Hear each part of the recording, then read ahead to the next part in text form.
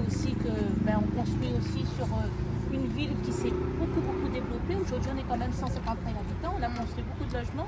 On a fait beaucoup de place aux voitures. Et aujourd'hui, il faut faire de la place au vélo. Et quand on fait de la place au vélo, ça ne plaît pas forcément. Donc voilà, donc c'est très compliqué. Et moi, je voudrais vraiment saluer la volonté depuis 2-3 ans d'avoir pu faire ces aménagements, faire de la place au vélo dans des conditions sécurisées, de trouver du financement, parce que ça ne se décrète pas comme ça.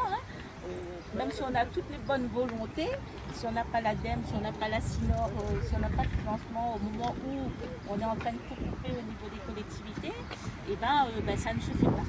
Donc, et tout ce qui se fait aujourd'hui, ça va le sens aussi de la transition écologique, de tout ce qui est développement durable. Donc c'est ça aussi que nous voulons pour nos enfants. Donc quand on fait de l'éducation dès le plus jeune âge, primaire, donc ça veut dire aussi qu'on veut changer les mentalités. Parce que tu connais le créole, quand il déplace, c'est en voiture, même s'il est à côté, il veut aller en auto. Et pareil pour les enfants, emmener à l'école, on sort de son quartier, on prend sa voiture pour aller faire 10 mètres à côté. Donc tout ça, c'est un travail quand même de longue haleine et on prépare aussi la génération future.